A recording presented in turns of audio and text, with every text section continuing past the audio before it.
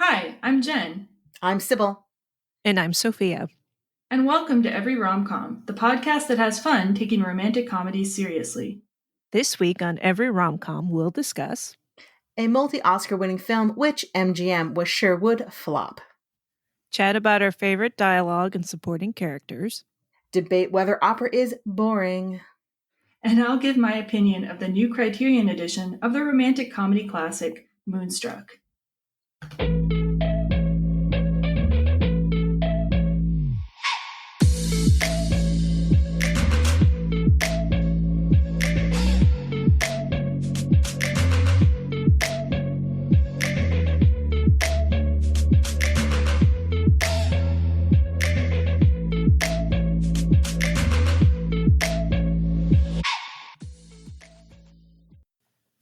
Hello, and welcome to the first ever episode of Every Rom Com. My name is Jennifer Howell, and I am joined by two of the smartest and most interesting film fans I know, Cybil Solon and Sophia Gilbert. Thanks for joining me.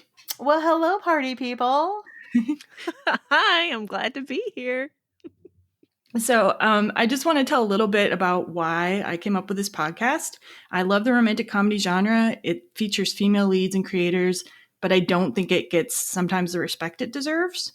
And I was raised by a feminist mom, and some of the movies we enjoyed watching together when I was young were Moonstruck, that we're talking about today, Romancing the Stone, and A Room with a View. I just want to share my appreciation of these classics. But later on in the podcast, we're definitely going to discuss and critique like average and like even some really bad romantic comedies. And we also want to cover like LGBT stories, foreign stories, independent rom-coms, things you might not have seen. My personal history is I'm a film minor, English major. I love analyzing texts. I used to do theater direction and acting, and I'm a big film fan. And currently I'm working on this podcast and writing a screenplay because we're in quarantine and my life has changed. Yes. So my co-hosts are also like just very interesting and talented people. So I'm going to let them introduce themselves really quick. Cybil, I met in college, and we actually had a film screening group together at that time. Yeah, we did. So I am Cybil, in case you don't recognize my voice yet, because this is a new endeavor for us. And I'm actually an esthetician and spa owner, and I have a whole nother podcast called Skinfessional. And I do love movies. I was very honored to be asked to do this podcast because I love rom-coms, and I actually love romance novels as well, which is essentially High five. Yes.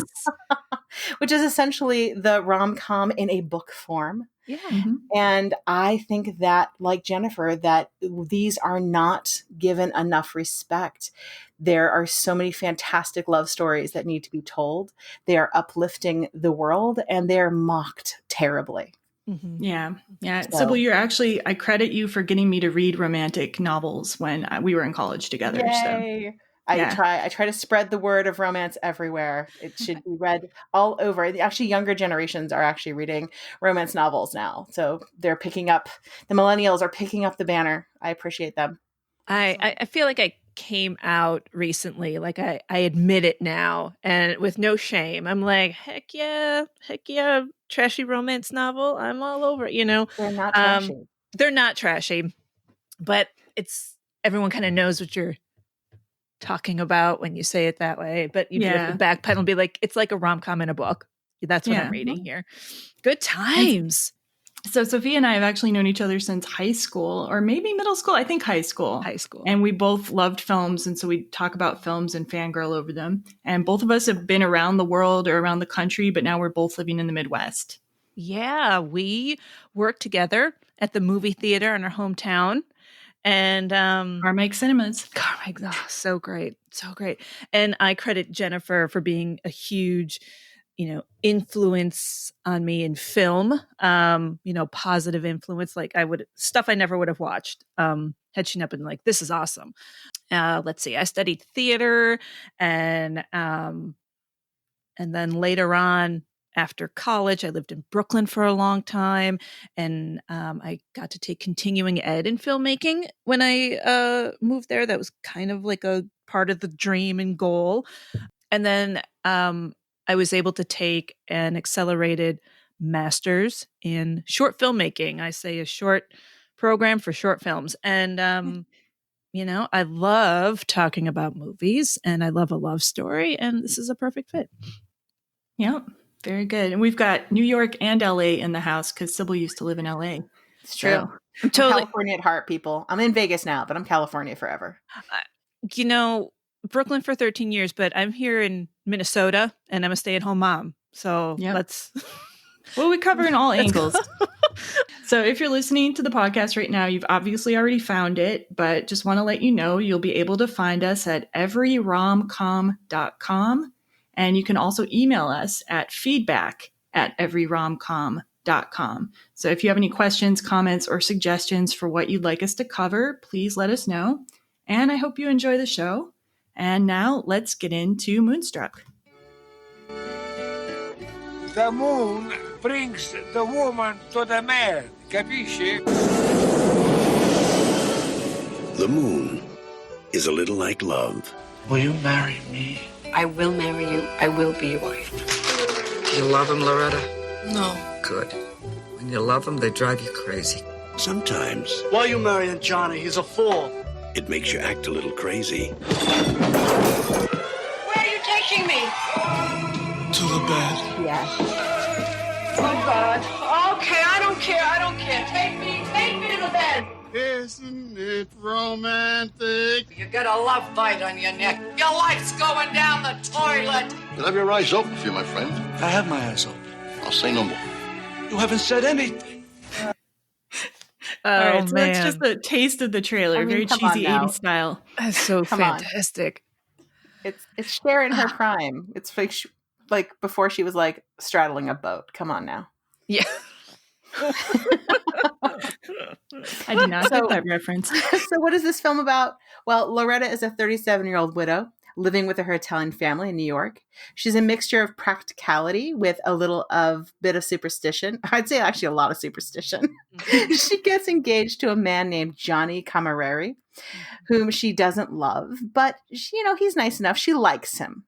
Johnny goes to Sicily to see his dying mother and asks her to invite his younger brother to Ronny to the wedding. Loretta meets Ronny, sparks fly. You know how it is. And now Loretta has to choose between her head and her heart. Basic facts of the film. Let's share. As we said, in her prime. Nicolas Cage was very young, apparently, in this film. He was 23. 23. Yeah. Wow. So young. So young. And the supporting cast, Olympia Dukakis, I love so much. Danny Aiello, Vincent Gardenia, the father's name, the Fyodor Chaliapin Jr. And Julie Bavasso. She's fantastic. She's so great. And written by John Patrick Shanley. This is a big deal. He is, started as a theater man, still is a theater man. He also wrote and I believe directed what's it called? Joe versus the Volcano. Oh no. Which I'm sure we're going to talk about at some point too. And there's a new one coming out called Wild Mountain Time. And it's in Ireland and feuding families, yet daughter and the son are, of the opposite families are all in love, and it looks amazing. And Emily Blunt is in it, and I love her. And the guy from 50 Shades of Grey too, right? Yeah. I can't remember his name. Jamie Dornan. something. That's right. Jamie Dornan. But I love that John Patrick Shanley being one of the few who is a playwright and a screenwriter and a director and all of that, and he's been doing it for a million years, and he's just fantastic. And you can really tell too. You can really tell he's a playwright. Yeah, right. And then Norman Jewison, the director, he also directed Fiddler on the Roof. And Academy Award winners: Best Actress for Cher, Best Supporting Actress for Olympia Dukakis, Best Original Screenplay, John Patrick Shanley. Yes, you are. And it was nominated for Best Picture and Best Supporting Actors for Victor Gardenia and Best Director. Vincent. Yeah. Oh, Vincent. Sorry, my bad. So we love this film, as you can all tell. That's why I wanted to choose it first, because we're going to definitely disagree on some of the films on this podcast, but I wanted to choose something that we could all agree on and we could all love on a little bit, because this podcast is about celebrating the genre. So like, why do we love it? Let's see. First of all, I have to say the script for me. Yeah. And I think Sophia, from just the fact that you know the screenwriter, you probably agree. Yeah, just flawless. You know, I believe in the commentary, John Patrick Shanley talks about, he grew up in the Bronx and in an Irish neighborhood, but he knew also Italian families. Like he lived these people and he knows them so well. And I just every bit of it, to the set, to the way their house looks. Like, personally, why I love it is it's a very personal family favorite. For the longest time, this was the closest representation of what my family is like. Oh, yeah.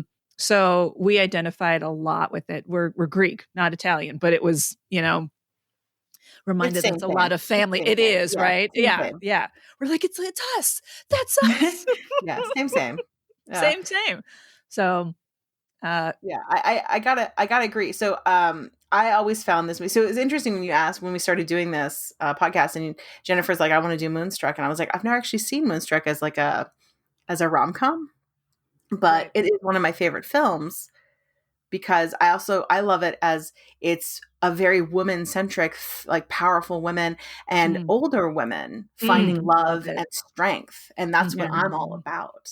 Yeah. And that's why I really loved it. Yes. Care about... Oh, sorry. Go ahead. Oh, no. Yeah, well, go ahead. You go.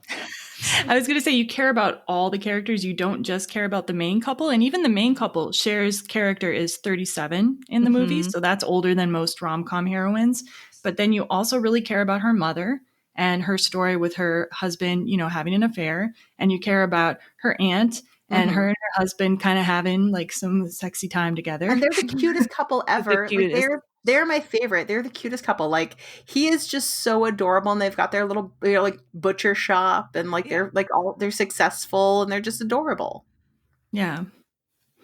And women are just at the center of everything, like Cybil was saying in the film. Like, Loretta is just a very powerful character. Like, when she gets proposed to, she's directing Johnny Cammareri how to propose to her. She has the choice to make in the film. Like, there's no doubt that she's in control, even when she feels like she's not in charge of all of this. And all of the women are in charge in this movie. All of the women are in charge, right?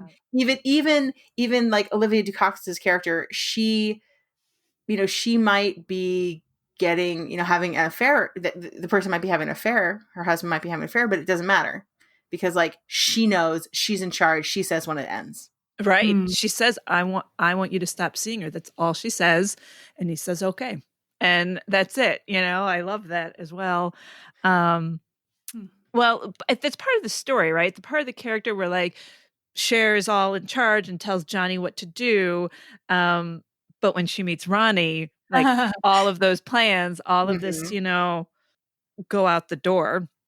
That is true. That is true. So it's like but she's still battling herself. Like, it's interesting. Right. Like, a lot of rom-coms, like it's kind of about how is the guy going to get the girl, and they don't hook up at first. But in this movie, like, they get together, right, and then it's kind of like she's battling herself. It's an internal battle. Yeah, I like that. Like of her different desires for practical things that that she doesn't feel superstitious about, that she feels will work, that are solid. And then for things that make absolutely no sense that she's terrified about. Yeah, because we should mention, I don't know if we mentioned her first husband in the movie had died in a bus accident, like a freak accident after they've been married for like 2 years. So she's convinced that she has bad luck and she's got to change that luck. Well, because she followed her passions to begin with. She didn't do the traditional thing that was expected of her. She went with her heart, and it, all kinds of bad things happened. And so now she's doing it by the book. Yeah. But that's not her real self, as they say in the end. My true nature does draw me to you, but I don't have to go with that. Yes, you do. You do. Right? Yeah. Well, that's one of the things I've always felt, in all the movies that have been, remade, reimagined. I've always wondered what Moonstruck would be like, because I feel that Moonstruck, because of the time that it was made in, it didn't have as the amount of time that it needed to actually delve deeper into the characters. You think? I feel that it could have had, because we just barely touch on her like backstory. Oh man, I don't need it. I like the archetypical I think it's good nature of enough. I think she says it. I met a man. I loved him. I married him. And she said, "A girl gets." I know all the lines, guys. I could just do the whole. I could just say that whole monologue right now. And then when she tells her dad she's engaged, and he's just love his response. This didn't work out for you before. Why? Yeah. Don't get married, Loretta. It don't work out for you. Oh God, yeah. I love all that. See, I think we can discuss like maybe like later when we talk about opera. Like I think that fits into like Cybil wants like a longer story with more developed characters. Yeah. But opera is not like that at all. You know, opera is very archetypical. So I think when we get to the opera section, we can maybe hash that out a little more in depth. Like reboot and what would it look like, and like versus this kind of operatic simplicity, I guess you could say. Oh, and I think we wanted to talk about dialogue too. So Sophia's here reciting the dialogue. Like, Sophia, what is some of your favorite dialogue from the film? All of it.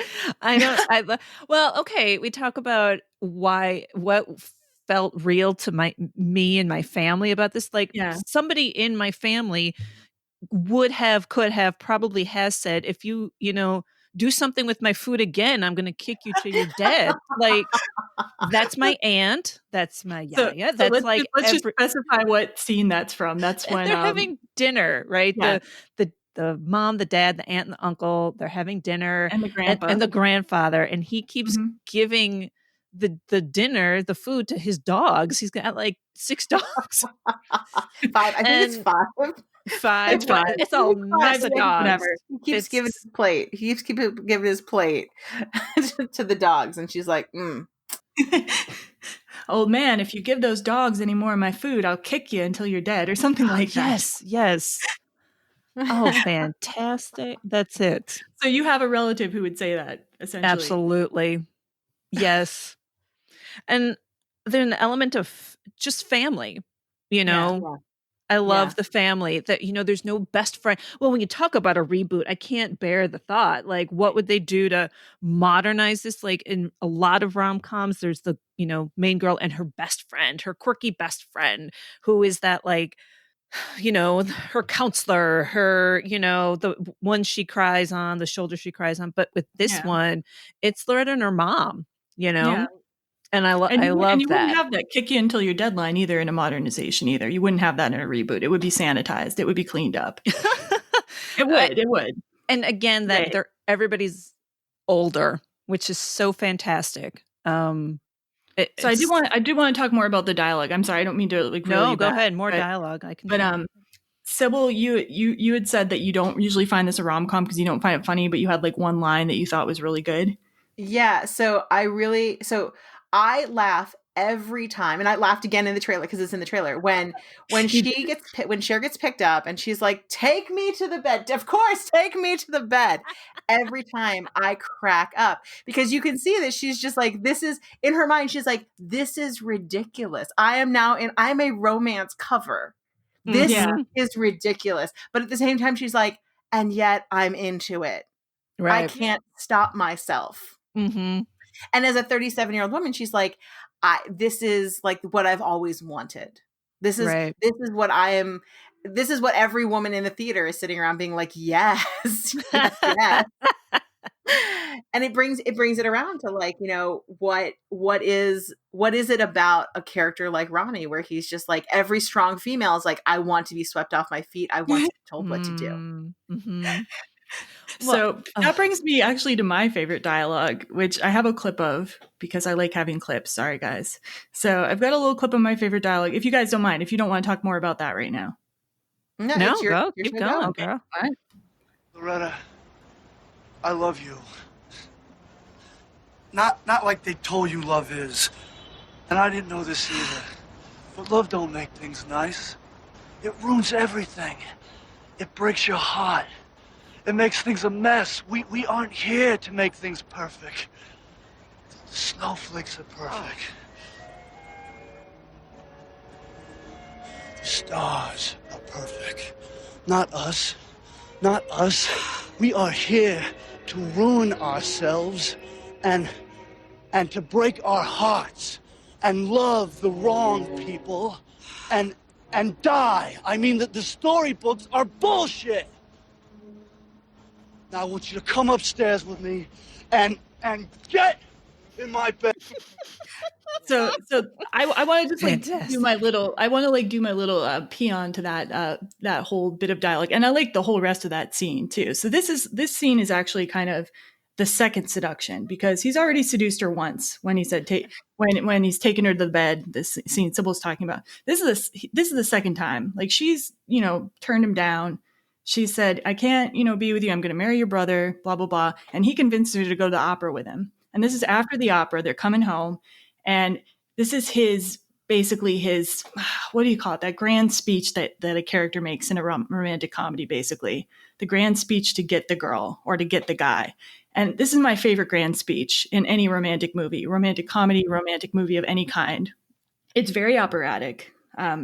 It's very over the top.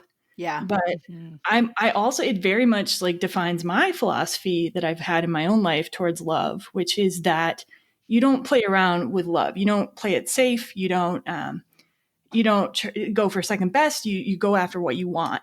And I know that for some people that sounds very irresponsible, but it's worked out for me. I might have been just very lucky in my life. Like, I've never been with someone abusive or someone really terrible or someone who lied to me or anything. It's worked out for me. So like, I've always thrown myself at it. And sometimes I've got my heart broken. Sometimes it hasn't made things nice, but like, I agree with Ronny here. I mean, operatic love, whether you want to live operatic love or not, is choices made. Well, I don't know if they would be operatic. Like, we can talk about that later too. Like, what would this relationship look like in real life? But I think there's operatic moments in any love story. Like, it doesn't mean that the whole romance is going to be like that. But I think there are certain moments in any life or any love story that will be operatic and a little bit over the top. Like, that's what you kind of look back to when you're having the fight. You're kind of like, oh, remember that time we went to the nice play and we had a nice dinner, or they brought me a rose or something. I don't know. Mm-hmm. That's what I feel. Like, most of the time you're just like reminding them to take their back pain medicine or something. Or you're like watching Netflix, but then you think back to, oh, there was that one time that we did that thing and that was great. Sure. Yeah. Well, that Ronny, his thing is that he loves the opera. Like, that's what he wants. Yeah.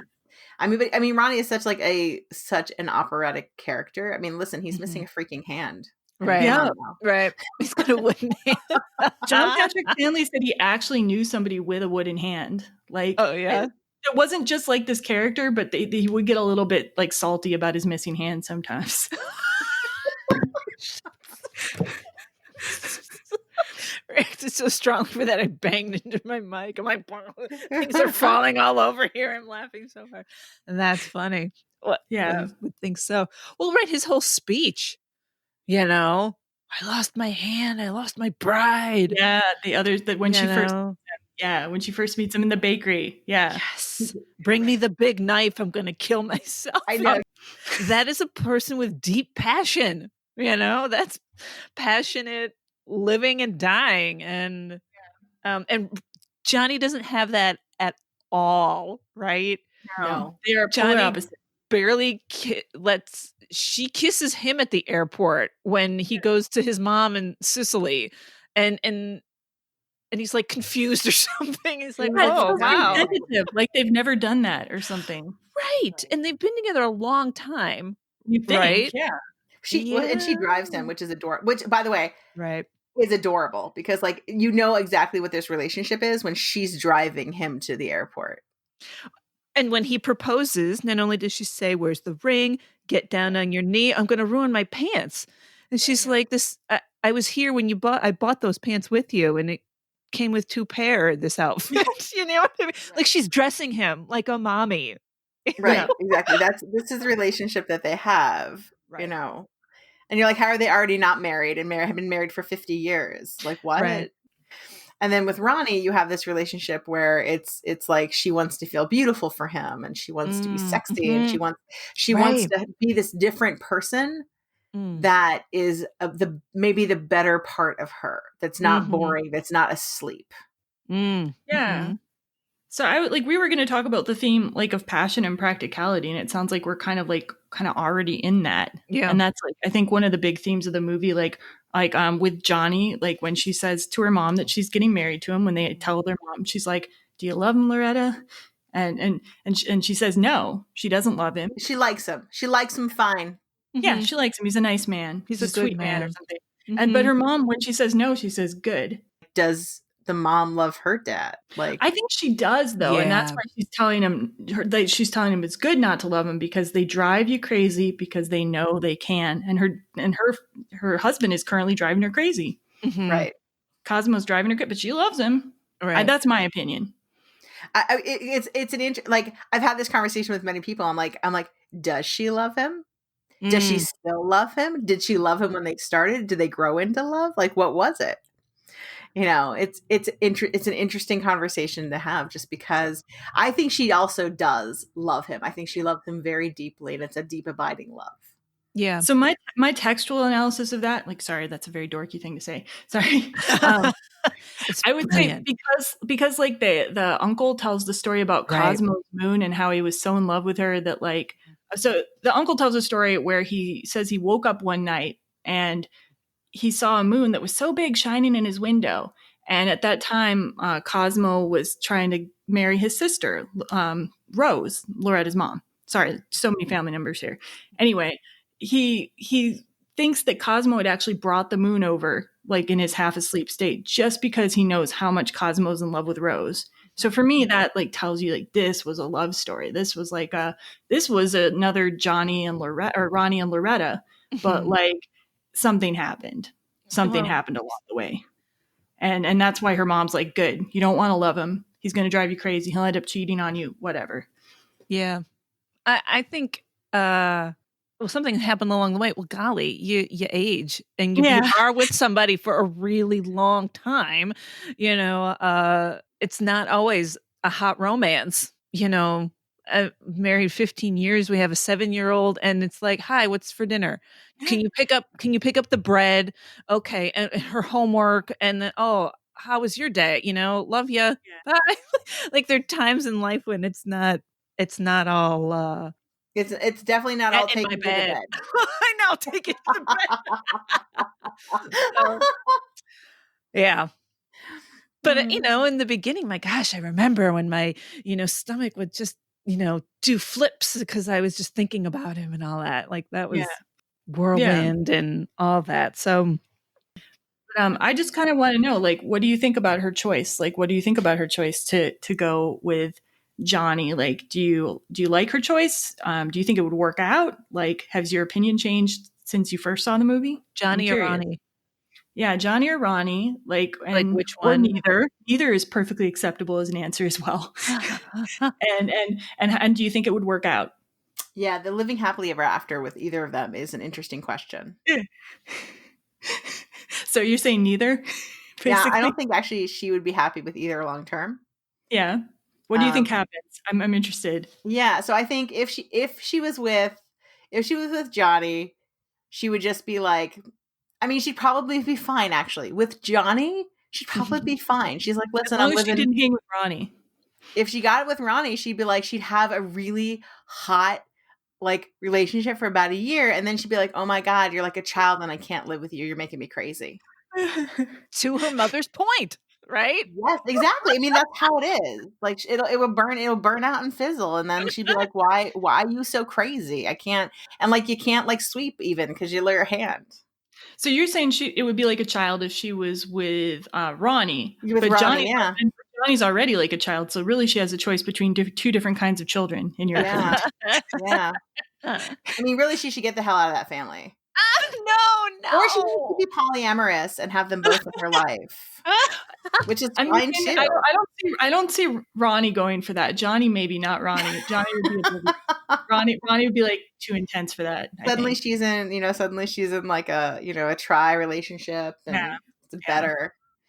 They all live in the house. I feel like somebody else's hand would get cut off because Ronnie would be so upset. Oh man.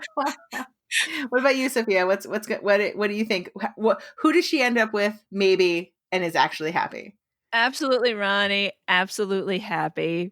Or, you know, fighting and loving and like, do you think they're Italian? So of course fighting just leads to sex and joy. So that's like just part of the right, like passion in all areas, right? You're passionately angry, you're passionately happy, you're passionately celebrating. Like it's you know, had she been with Johnny, it would have been even keel the whole time. No fighting, nothing exciting at all. Because do you think that she would have had children with him or like something like a family life? Johnny? Yeah. I don't know. I wonder. And with Ronnie, I wonder. 37 then it's hard. Well, you know, 37 most of the people I nannied for were older than that when they had kids, though. For sure. But in that era? In 1987, as Rose says, it ain't over till it's over. It ain't over till it's over. So I think like this is can I tell my theory of the case here? Absolutely. So I think she would be sad with Johnny. I don't think she would be happy because like she's already met Ronnie. It would always be in the back of her head. Even if she hadn't met Ronnie, she probably would have met him eventually. And I think she said when she meets Johnny, she says, I was dead, you know? Like you don't want to be dead. So, and then with Ronnie, I actually think that his intensity would burn down a little bit. I don't think he would be a child. I mean, he's holding a job in a bakery. He might be, you know, sometimes asking for a knife, but that's because he's miserable. And he's got a lady now. He's got a lady he can take to the opera. Maybe he won't be so miserable. He'll lay off the knife a little bit. Right. And he's got a steady job. You know, he seems to like hanging out with her family. He like just settles right into the kitchen in the final scene. And just like, this is going to be absolutely delicious. And he's like hanging out with her parents. And I could see him growing up because he finally has something he wants. I don't know if he would eventually, you know, I don't think he'd have a fear of death like Cosmo either. Like, you know, the Rose, Loretta's mom, is always saying that Cosmo's cheating on her because he's afraid of death, right? Right. But like, I feel like that I don't think he has a fear of death either because he likes opera. Yeah. I don't think you can fear death and love opera. Opera's all about death. Yeah, it is. It really is. I think they would have a lot of kids and it would be all right. I think he would not be like a child. I think he would calm the hell down. But that's my theory. It's optimistic, perhaps. Well, I think if this thing is, I've never imagined that she could actually have kids. And if they could have kids, it probably would be different because then also he'd be busy. But she's too old. And in that time period, there's no way she could have kids. People had kids when they were older. Like my grandma had the kid older than that. I'm pretty sure. Her first kid? No, her last kid. I'm pretty sure. But no, her first kid. So your first kid at that age, it's very difficult. It's there was. Yeah, no, I just don't think it would be possible. Die in childbirth. They'll adopt. Okay, they'll adopt. They'll adopt. I just to say that it's true. Adopt. Even now. Okay, when you're 35, they call you geriatric when you're pregnant. So, like 37 is hard even now. Like this is the clientele I deal with. It's hard even now. So in the 80s, it's nigh impossible. I know. Sorry, it's just the truth. I hear you. And yet I know so many people who were have their first child at 37, have their kids in their 40s. And I don't know. Totally possible. But occasionally accidental. Occasionally accidental. Yes, I know. Yes, I can name somebody. So I will say if she can have kids, then I'm into it. So I'm into it. I'm into a life with Ronnie. That changes all my perspective on that. 100%. Because it'll keep him busy. Yeah, keep it. Well, also like it gives them something besides themselves, right? Okay, It widens their field. Okay. So I'm in. I'm into that life, Jen. I'm into it. I'm into it, Jennifer. Right. I'm totally down. All right. Very good. Very good. I'm just looking to see like what are some of the things that we've missed talking about because we get into these things and then we the moon. I did want to touch about the moon. So Yeah. one of the things that I actually think is really interesting about Moonstruck, it has the moon name, Moonstruck is in it. And Wait, can I just we tell have you a the moon, fun and they fact talk really quick? Really Yeah. quick. It was originally called The Bride and the Wolf. That was the original title. It sounded like a horror movie, so Norman Jewison made him change it. That's all. So then he changed it to Moonstruck. That movie would have done no money. Go see The Bride and the Wolf. And people are like, what? What? Yeah. That Yeah. is a horror movie. I didn't want to interrupt you in the middle of the flow. So first of all, you like the moon, the title. And Yeah, Moonstruck is a great name for a movie, Yeah. right? Mhm. Especially because they have so much conversation about the moon. I also love that we have like these little interludes with the moon, right? You have like Cosmo's moon, you have the aunt and the uncle who like, are apparently getting busy with the moon. And I also love that we can talk about like geriatric sex because like old people like to have sex. Come on now. In other movies, like if an old person's having sex, it's like, oh, ha, the old person's having sex. And it makes me so mad because it's like, we're all going to be old someday. And let's hope that we still have passion in our lives. Where did I hear that like STDs are really big in nursing homes and stuff like that? Like really? So I worked at a retirement community in college. Yes. Yeah, there you go. And yeah, man, those people, they're getting it on. And it doesn't have to be a joke. It can be just really sweet. It can be wonderful. Yeah. I mean, you got nothing else to do. And also, why the heck not?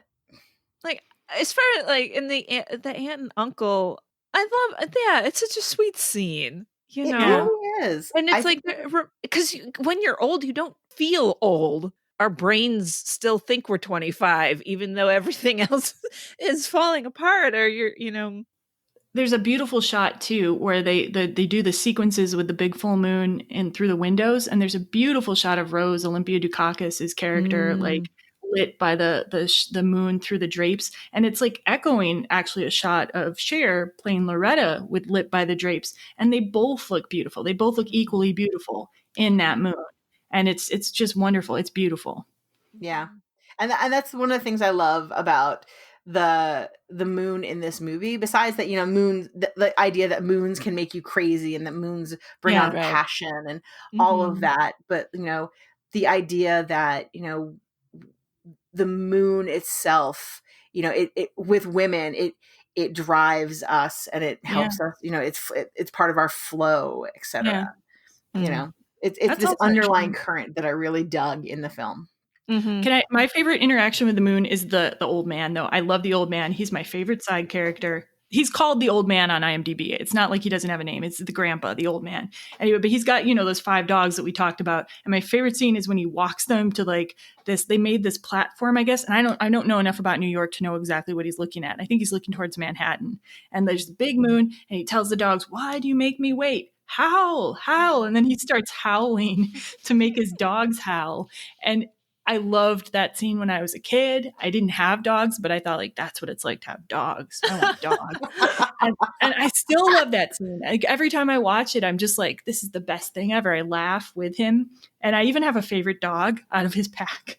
Oh, wow. There's I've never gone that far. Yeah, no, I don't know why, but I love that character and I love his dog so much. And like they're howling at the moon and he's just getting such a kick out of it. Like, even though he doesn't have a couple, but he's got this like, he's the father of the family in a way. And he's also got those dogs to hang out with. That's sorry, that's probably off topic.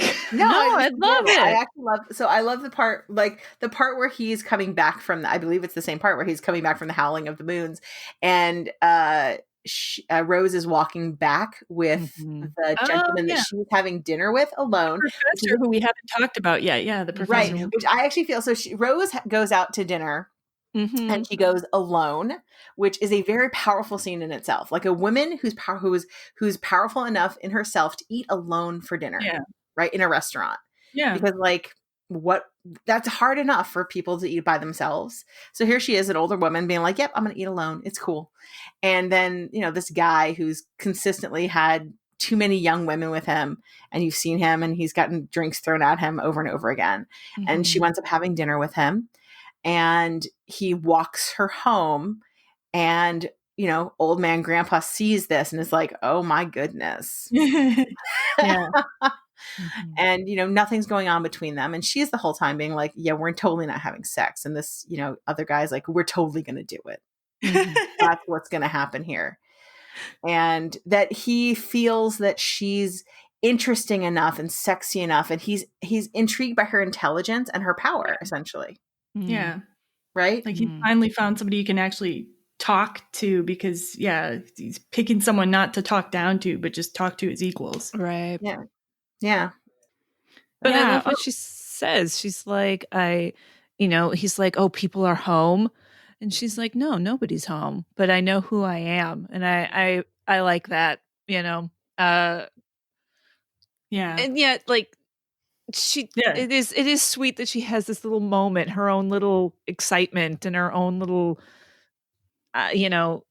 feeling probably appreciated, like, because her husband is off having this affair. And, right. Well, and it's a moment where you can be like, look, she's not this sad woman who she's cheated on because she's, she's sad and ugly and, alone sitting crying in her beer. She's a woman who's like, I'm powerful and I know who I am.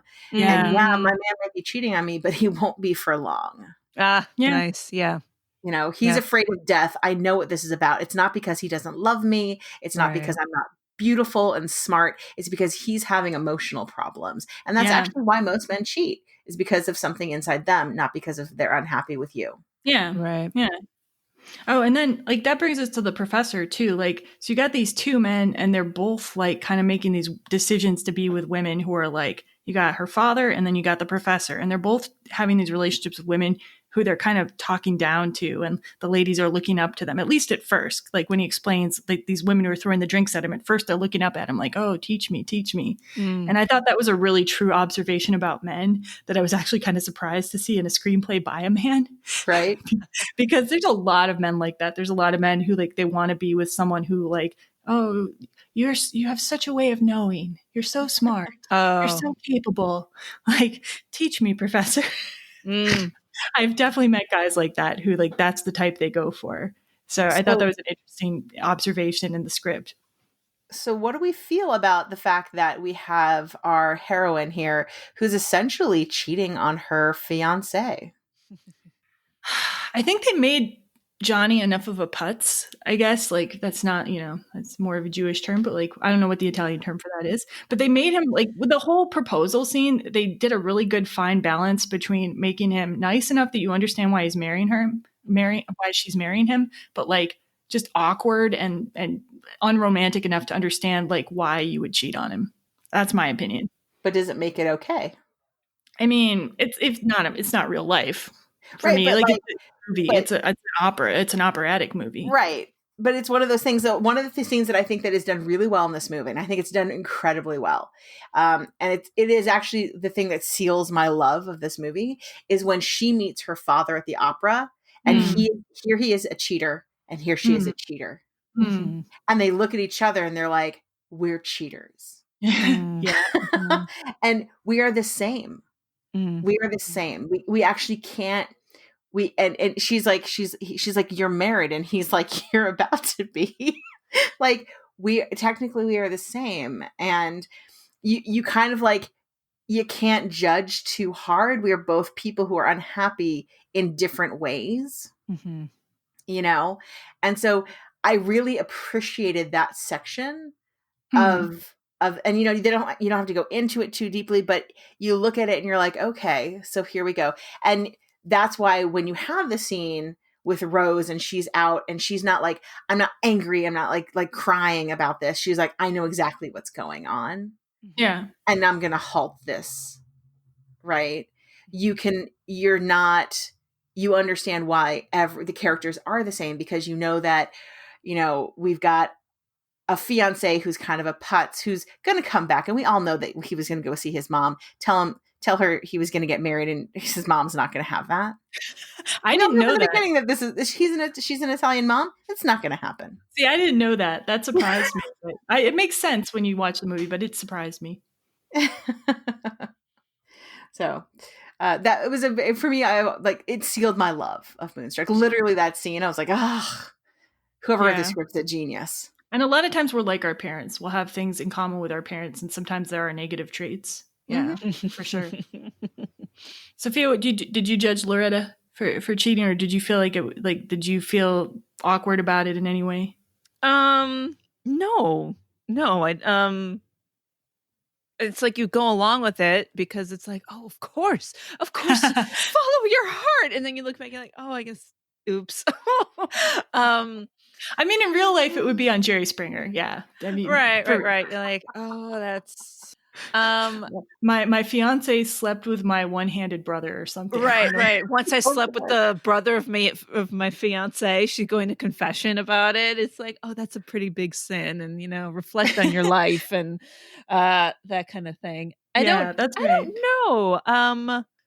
I mean, I think you are more apt to forgive her because she didn't go looking for it, where her father is like, he's looking for it. He's trying to, I don't know, comfort himself and find his youth or whatever somewhere else.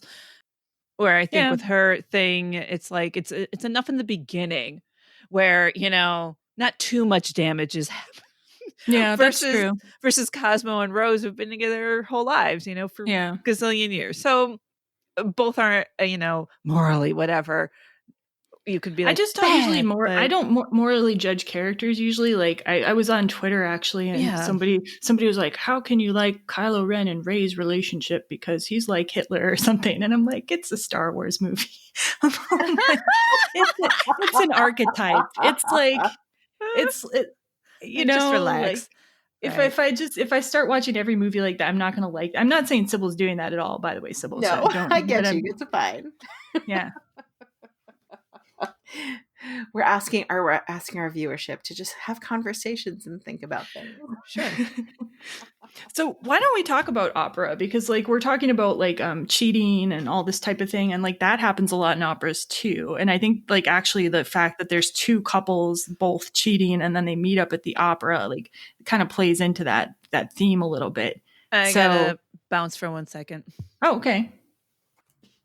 So Sophia had to step out for a second. We're going to start our talk about opera. So Cybil, you said to me when we were planning the episode that you think the opera part of the movie is really boring. I am horribly bored by the opera section. In fact, when I rewatch Moonstruck, I tend to fast forward through all of the opera stuff because I already know what's happening. Wait, what? You actually fast forward through the scene where he holds her hand and they're all like, I don't care. I don't care at all. And the part that you like where she confronts her father, do you I fast forward to that section. Yeah. Wait, you fast forward to it or through it? No, to it. Okay. I stop and I watch when they're like in the lobby. Okay. And they confront each other because I love that section. Fair enough. But yeah, everything else, and like when she's crying and stuff, like I fast forward all that. Like when I rewatched it for here, I watched all of it. But once again, I was super bored. Like I found myself scrolling on Facebook and stuff. I was super bored. Wow. Yeah. So it feels just like sitting in opera, in fact. So I love opera, and Cybil hates opera. So how many operas have you been to? I'm out of curiosity. Three was enough. 3. Yeah. That's about as many as I've been to. I want to go to so many though. Like I've been to I think like 4 operas, and I've seen La Boheme, I've seen La Traviata, I've seen Carmen, and I've seen Pagliacci, and then I think I saw The Marriage of Figaro, but that was a very long time ago. And I love them. Like there's an opera here. I live in Madison, Wisconsin. There's an opera here, and Lee and I would go a couple times, and we can actually get pretty good seats for not too much because it's just, Wisconsin. But it was really well done, and I love the singing and I love the drama. Like, even though the stories are very simplistic. Oh, yeah. No, I got bored just like listening to us talk about opera. I kind of started yawning. I need Sophia back so she can. Maybe she doesn't like opera either. Oh my God. Okay. So Cybil was just telling me that she got so bored by opera. I heard that part. That she got bored when I was talking about the. Like, do you like opera or am I alone here? It's not something I. I'm alone. Put on. Okay. So I did get to see La Boheme. And I saw it because, I was a big fan of Rent, right? Yeah, that's right. Which I didn't know. I didn't know Rent was based on that until I saw it. And then halfway through the opera, I'm like, this is Rent, right? And I'm like, oh, that's so weird. Yeah. So, I mean, it was all right. I'll tell you this, though, okay? Of all art that I've seen in Europe and like blah, blah, when it came to the third act, when they're outside in the snow, when the curtain came back, pulled back. First of all, the audience clapped, and I burst into tears. Like, I was so moved by the beauty of that set that Wow. I started to cry. So where did you see it? Which opera the house? Lyric in Chicago. Okay. And so it was just beautiful to me. So yeah. But I don't sit around and listen to opera or anything. No, I listen to it. I have opera records, and we go to operas. So like, yeah, like I totally like in my dreams, like literally my husband Lee, and he knows this, would dress up like Nicolas Cage with like the little white scarf and everything. Oh, fun! Like, and I would get like kind of Cher's outfit that she's got in that scene, like with the red shoes and everything, and it would just be fabulous. Like we've dressed up, but we don't dress up like that. I mean, it's Madison, Wisconsin. People would think we were a little extra if we showed up like that in Madison, Wisconsin. So there was one guy with a cape once. I will say. Oh, that's awesome. Okay, I've sadly seen 8. I had to go look it up. I've seen 8. Are you kidding me? Wow. You hate opera and you've seen 8 operas? Opera. 2 operettas, and 2 operettas. So I've seen. So why do you see them if you to. don't like them? Like, who do you see? Who do you see them for? Essentially. Well, I mean, sometimes. Okay, so I mean, I've been taken by clients before because like I'll do things because clients are like, "Hi, come see me in this thing." Oh, so okay. If, like a client is doing a thing and they give me tickets because they're in it, like I'll go, right? So I had to go see a couple years ago because one of my clients was singing, and I was like, okay, I'll go see it. And then I had one that like I love costuming, so like the costumes are amazing. So one of my clients was costuming and for the Phil, and she also was doing it for the opera at the time because the Phil was doing all the music. So I went, and I had to sit through a Philip Glass one, which was like 4 hours of doom. Oh my God, Philip Glass has an opera. I didn't even know. Wow. It was like death. And then you know, the only one that I saw Dangerous Liaisons in Washington DC, and I actually think I saw that with you, Jen. Wait, so then I've seen more. Wait, I saw that too? I must have seen that. Sounds right. You actually stole some chick's umbrella, or somebody stole your umbrella. What? One or the other. Why do people always remember the weirdest things about me that I have no idea that happened? And that was actually that was an operetta, and I remember sitting there being like, they're literally singing about like bedpans, and I can't believe this is true. Dude, in La Boheme, there's a guy who sings about his jacket. Like he's really sad that he has to give away his jacket. I need to go get a bedpan, and you're like, no, I'm out. I've seen Lafayette at the Old Globe, and that was the Old Globe. So why wouldn't you go see that? When you're invited to the Old Globe, you go to the Old Globe in London. So have either of you been to the Met, the one they go to in the film with the Chagall paintings? I've actually never been to the New York Opera. And I've Sophia? been to the Met. I saw ballet at the Met. Because it looks fabulous. I don't remember that lobby. I don't remember the Chagall. Yeah. Well, that's cool. Fantastic. That's cool. To me, it looks like it would be so awesome. But yeah, I mean, in a movie, everything looks a little better too. So there's that. This is true.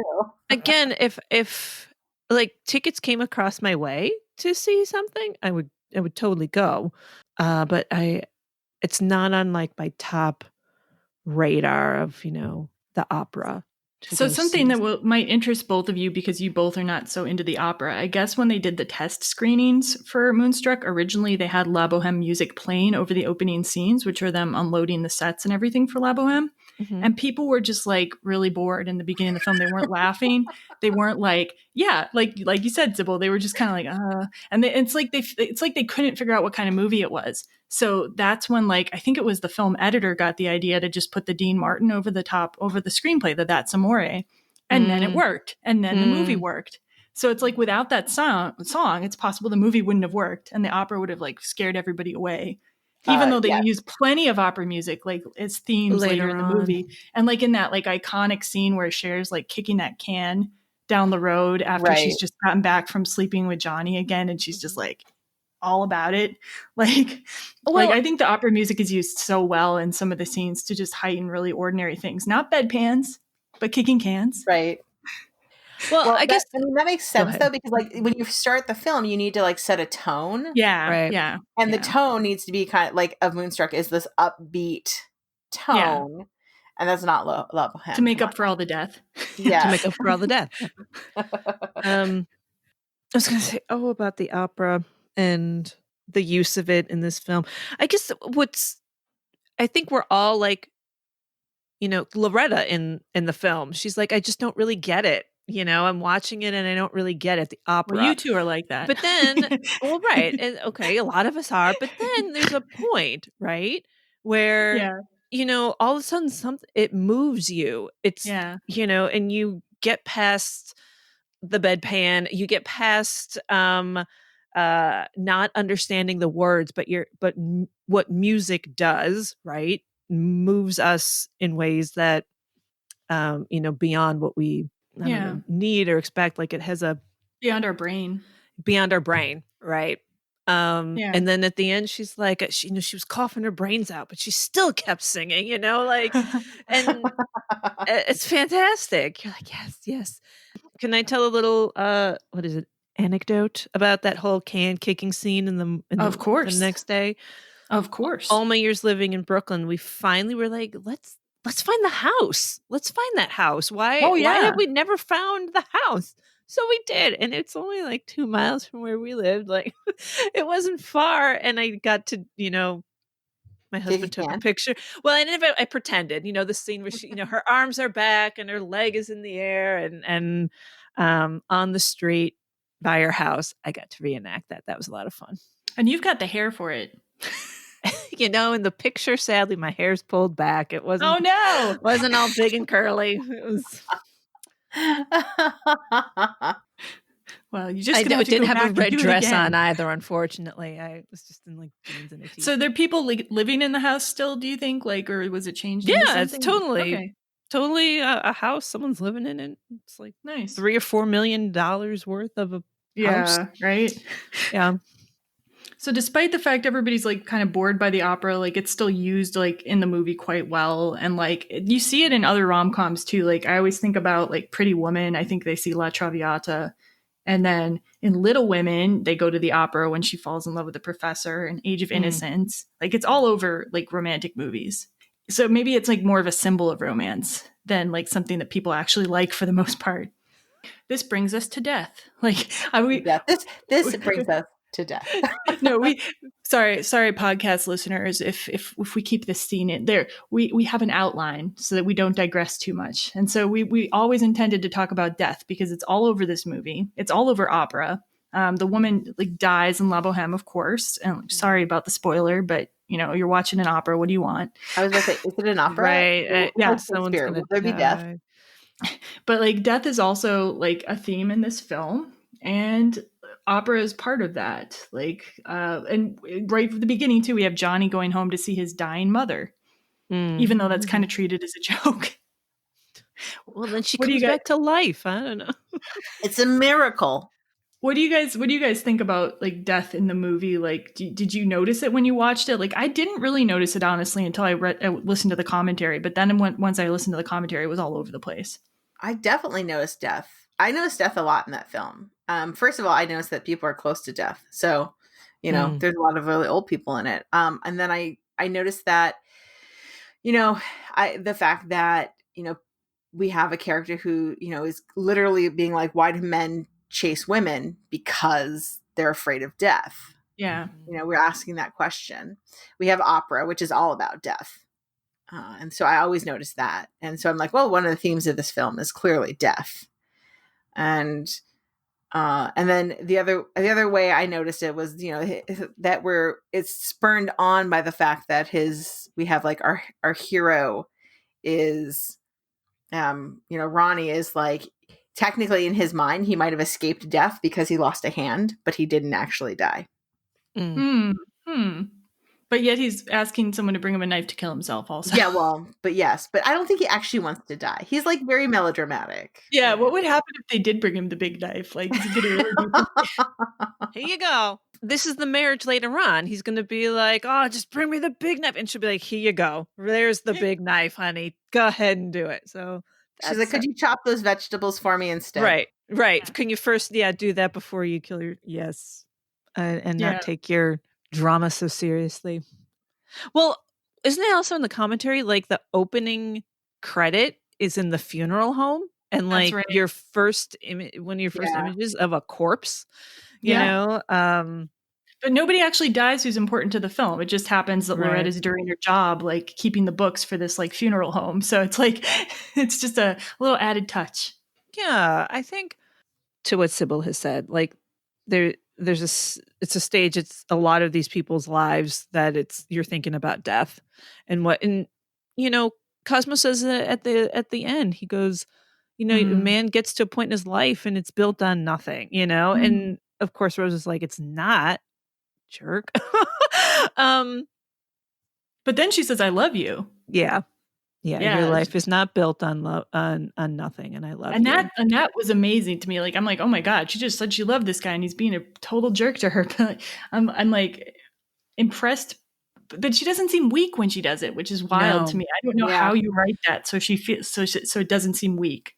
No, because she's reminding him, he's lost, he's forgotten about, he hasn't let the moon, feel the passion again because he's afraid of this thing. So he's looking elsewhere. And she's reminding him, your life is not built on nothing. Look, you're surrounded by your family and your home and, and me, and I love you. Yeah. And then he says, I love you too, which is like, wow. And it resolves that story. Like, and yeah. Oh, I forgot one other funny death thing though. Like not dramatic like this, but funny. Remember when she sees Johnny off to the plane at the beginning, and like there's that old woman who put a curse on the plane. Yeah. Oh my God, that part's so hysterical. I forgot about that part. So you did laugh at something else that part is also one because I'm just like, so Loretta is like all kinds of I don't want bad luck, blah, blah, blah. But she's like, oh, dude, get on a plane that this lady is like fully, like that plane's going to crash and burn. She's like, whatever. I put a curse on the plane. Yeah. The lady put a curse on the plane because her sister stole a man from her years and years ago, apparently. Like, and it's wild. I love that. That's opera. There's that drama, that high passion, and like stealing a man to be strong over her sister, even though she didn't love the man. After all these years, she tells her sister the truth, and now she wants her sister dead. I love that. Gosh, that being so true. Like that's just doesn't everybody talk that way? I don't know. I mean, my family no, but like I totally know there are people who do talk like that and who do lay it all out there, that's very, again, my growing up, and like my husband has a hard time with it. He's like, you guys are like, and like I don't always understand like his family. Like, what do you mean? Why aren't we talking about this? How come this isn't the whole family event? And yet it drives me crazy too. It's like, mind your own business, but yet it's also makes sense to me too. Yeah, my family's in the middle. We're not totally locked down, but like we don't let it fly that free. So, but I wanted to really quickly because we don't have a ton of time left. I want to really quickly just tell my opinion of the Criterion Edition, and then I think, would you guys like to talk about what a reboot would look like? Because that was one of the topics we were thinking about. Didn't we already do that? I don't ever want to talk about a reboot. I don't either, but I'm really curious why Cybil thinks there should be a reboot. I truly believe that there should be a reboot. No, and you're saying because it needs to be long form? Is that what? Well, the reason? I think that there should be a reboot because one thing, there's a reboot of pretty much everything. So if you're going to do it, why aren't we doing one of like why aren't we doing it? Because it's too good. Some things should never be done. Yeah, but it's going to be like it should be. Like if we're rebooting, why not reboot? Because there are going to be people who are never going to watch this movie who are younger because like no. I'm going to make them see the old movie. I'm telling you because I think reboots are actually go deeper and make this movie. I think you can improve on this movie. I don't. Well, understand that you're not making the same movie. Like, I'm not saying like Right. reboot Okay. it like you did, like do the exact same movie, but like take that theme, reboot it, and do another movie. Like, there are lots of reboots that have been done well. Are you enjoying the new Star Treks? Are you enjoying the new Star Wars? See, I like the original Star Wars better, but the other thing is those are more like an additional story. Like they're more like a sequel. Like Moonstruck, if you're like talking like let's make the same kind of theme and plot again, I don't think I would like it that much. The only reboot I can think of that I really like, and even that one went way far afield, is the recent Suspiria that came out. A lot of people haven't seen that, but it was amazing. I do like that reboot, but most of the time I hate reboots. Like they make me, and most sequels too that are like not really the same people doing them. Like Grease 2, no, not a fan. Dirty Dancing 2, not a fan. I love that one too. I like that one. I like that one. I love Grease too. So much fodder for future disagreements. Yes. Reboot that I did enjoy was Footloose. I enjoyed that reboot. Wait, you like the shot for shot version of Footloose? I did. Yes. Okay. Well, okay. Before we get into every reboot, though, let's let Cybil try to defend her Moonstruck reboot again. You could spend a little bit more time on the characterizations. You could get a little bit deeper on them. You could put characters. You could put some new characters in them, which would then like new actors in them, which would then bring in a new audience. Which there's a whole audience who is never going to watch this movie. I don't believe in never. I don't believe in never. I believe that you're right that like a lot of younger people are very resistant to seeing older movies, but like I don't believe in never. Well, there's a whole genre of movies that they probably would not watch, but they might come back and watch this one if they watched the original. They'll watch the original. If they watch a new one and they're like, oh, okay, well, I really liked like so and so in this. But what if it's shitty? Then they might like, not want everyone. Whatever. But we're trying to make a not shitty reboot. See, that's why we're talking about it. So you make the assumption it's shitty. We're talking about what if we didn't.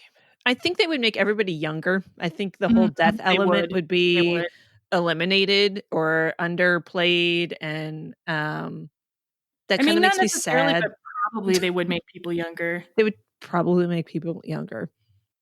And the thing I worry about is they would just like sand off all the rough edges, and like if I think about like current rom-coms, you would, and in some ways this is good, but in some ways it's not great for me. Like they would not let Nicolas Cage just grab her and kiss her and then pick her up and take her to the bed, because that's like these days like enthusiastic consent is considered, you know, like a standard, right? And people would be very like upset by seeing a guy just because he does actually seem somewhat violent in that scene. Yeah, too. he knocks a whole table over, and like we grew up in a different like cultural, you know, milieu. Well, and that's the thing. Like, can you reboot something like this?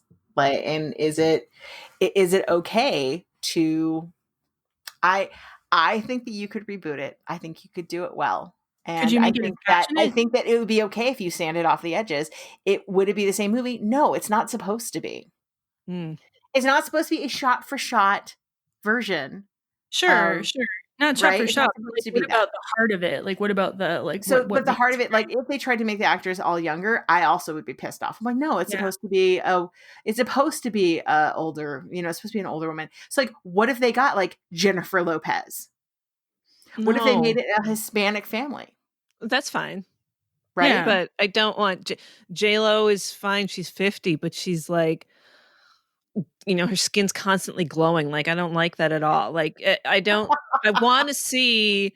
But I mean, Cher is known for being glamorous too. You could glam down someone. But you know, Cher, I would just say is not Cher was not all. I mean, Cher was glamorous, girl. She was glamorous at that time. They made her not glamorous. They worked hard at it. Did you see the dress she was wearing to accept her Oscar? Oh my god. Oh yeah, and the hair. I totally remember that. Yeah.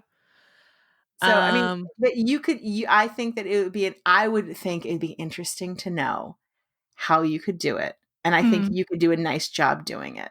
I think it would lose something for me because I think some of the things I love about it are things that you couldn't do anymore. Like, right. I think I like the passion that's a little bit dangerous and bordering on like almost problematic. You know what I mean? Like, right. That works for me, but I don't think it works for today's audiences in the same way. And Well. maybe younger people wouldn't like that either when they saw the older movie. I don't know. I've Right. seen Well, now I'm like, what if like you did it more consensually? Yeah. Like, I don't know. Like, I do like the like take me to bed, take me to bed scene. And I think you could still do that. I think Yeah. you could still do something like that, but it's more like I think it's all doable. I think it is. It's not going to be the same movie. No, it's not supposed to be. It's a modernization. That's the point. You heard it here first. Cybil says remake or reboot Moonstruck.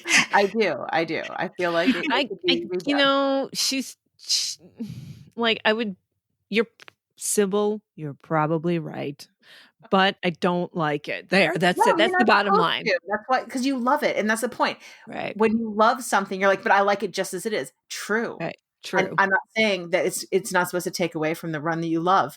Moonstruck is an amazing film, and I love it as well. But to get people to also love it more, sometimes you have to like show them something else. Be like, hey, look at this other thing. Wouldn't you like to see the original? Do you think that worked though with things like recently, like A Star Is Born? Do you think it made people actually go back and look at other versions? So I have a generation of younger clientele, and they were like, I didn't even know it was a remake.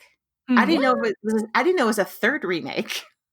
I only had seen the one with freaking Barbra Streisand. Oh yeah. See, I've only seen the Lady Gaga Bradley Cooper one, so like it didn't make me want to go see the other. I think the Barbra Streisand one is far superior. The Gaga one, that's why I'm saying just watch the Barbra Streisand one. That's why I'm saying don't reboot it. But that's my argument for it, I guess. Yeah. But I mean, I didn't mind the Gaga one. I still prefer the Streisand one, but like the Gaga one, I think had like lots of pieces that I appreciated. Okay.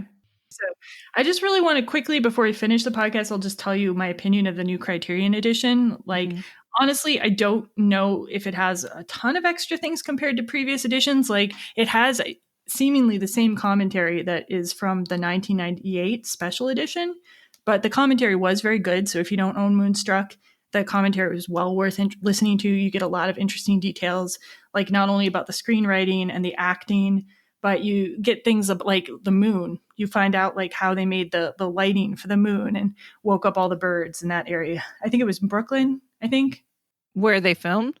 Yeah. Yeah. Or wherever they filmed, they woke up all the birds with their like bright moonlight at night, which they needed a ginormous crane for. So you get a lot of interesting details. Most of the Criterion special features are John Patrick Shanley centric. So they're centered around the screenwriter. And I think that was really interesting for me because I'm writing a screenplay right now, not a very similar one at all, but like just hearing from a really great screenwriter is always interesting. And you really get the heart. And this movie is so dependent on the screenplay. I think this movie really shows you how a great screenplay builds a great romantic comedy. I think it's almost impossible to have a great one without a great screenplay. Oh, one funny anecdote that I learned from this, which I thought was hilarious as somebody who's made art before, like made a play before, they actually filmed the bakery scenes, the Cammareri bakery scenes in a real working bakery. And the bakery owner insisted that they had to keep making bread during the filming. And a random customer just came in while they were like actually shooting a scene and demanded to buy bread. So they actually ended up having to sell the guy bread. And Norman Jewison said, yeah, we made $8 in bread. That's so awesome. I thought that was pretty funny. That is fantastic. Yeah, and basically I just like I got a lot of like sense of the richness of like the experience of making the film. They had a lot of great commentary. And the final scene, they had a lot of interesting commentary on that. So the final scene of this movie gathers everybody in the kitchen, the whole cast basically, and they're finding out everything that's happened, like that Johnny's not going to marry Loretta anymore because his mom said no, and then Ronny is going to marry Loretta, and like everybody comes together and confronts each other. Like Rose confronts Cosmo about the affair. Anyway, apparently that scene was a bitch to shoot. I didn't really think about it before, but it's all in one location. It's all in this kitchen, and so it's hard to make it interesting. And like basically Norman Jewison had them all rehearse it like a play, like kind of exhaustively before they started, so he could figure out where to put the camera, like what was going to be happening. And that was actually really hard to do. And then apparently Nicolas Cage did not want to film that day. And he kind of pitched a small fit. And they the older actresses had to Julie Bavasso kind of had to trick him, I guess. She kind of like pretended to have another fit or something. I'm getting some of the details wrong, but basically Julie Bavasso found out a way to trick him into being in the scene. But it was a very dramatic day of shooting. So Nicolas Cage as a young actor was already being like just like a prima donna. I mean, it doesn't sound like he was a prima donna for the whole shoot. It sounded He was like already like a Coppola. He's like, I'm a Coppola, okay? Well, I mean, but he purposely changed his name to Cage because he didn't want to be associated with like just the Coppola name. I suppose, but if I everybody knows. I wanted to defend him knows. like a little bit because it sounds like he wasn't like that for the whole film, but like that particular day, I guess he felt awkward in the scene. Like he's like, why am I in this scene? And like he was also the youngest person on the set. You have to keep that. He's like 23, so listen to the commentary, judge for oneself. I guess. You could say. Another interesting thing about Nicolas Cage is, I guess, nobody wanted him for the film except Cher and Norman Jewison. The studio didn't want him, so Cher actually said that she wasn't going to do the film unless Nicolas Cage was cast. Yeah. That's how strongly she felt. That's how strongly she felt about him, and she really liked his performance, particularly in Peggy Sue Got Married. So I thought that was another interesting thing I learned from the commentary. And that's interesting because if you ever listen to Kathleen Turner talk about her time with Nicolas Cage, it's like a completely different time. Interesting. She's like, yeah, he's horrible. he's terrible. Is that from like some commentary or just like... Yeah, she's very open about it. She'll talk about it anywhere, anytime. She'll talk about it in commentaries, other movie commentaries, in fact, besides just that one. All right.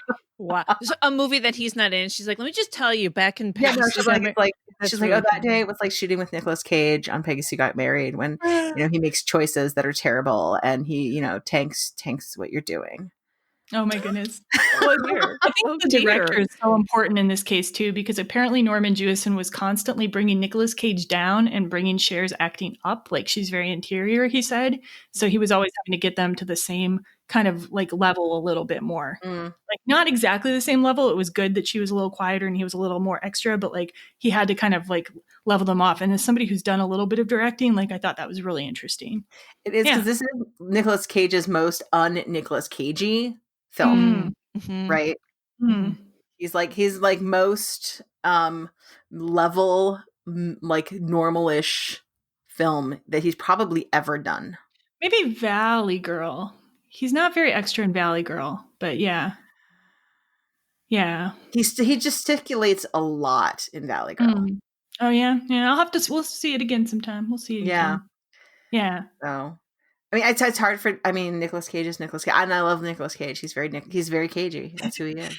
Oh yeah, and that reminds me. I told Cybil this before, but like I actually saw an outdoor screening of Moonstruck once with my husband in Baltimore, Maryland, in their Little Italy, and there was a bunch of kids who came to see this outdoor screening. And like when Nicolas Cage's name came on the screen, they like all clapped and they looked like they were there just to see Nicolas Cage, but like in an ironic way. Or whatever, because they kept laughing at him at first, like and every time he showed up, and that was what they were interested in. But like totally by the end of the movie, they had just like stopped their ironic laughing. They were like all about the movie, and you could tell like you saw something shift in them, and it was beautiful. It was beautiful to see the power of good storytelling. It's true, and they had been moonstruck. Anyway, is there more that you guys feel like you want to say? Like I feel like we've covered quite a bit of ground. We have. Yeah, we have. I think we've said all the things. I mean, you good, Sophia? Yeah, totally. With the idea that we'll definitely think of something we wanted to say like later, but oh well. Of course, right? Tonight I'll be like, oh, I wish I'd said. I forgot to mention. I mean, if you wanted to go through every scene, no, tell That will be a different podcast called Sophia Reenacts Famous Movies, which I completely sign off on you doing, and I will completely listen to. Thanks. Maybe. But yeah, for now we've just got, this is Every Rom Com, and you can find us at everyromcom.com, and you can also email us at feedback@everyromcom.com. And yeah, thank you for listening, and thank you, Sophia and Cybil, so much for participating in this with a first-time podcast host who is still trying to figure out what she's doing. Oh, thanks for having me, Jen. Thanks everyone for listening. We'll see you again.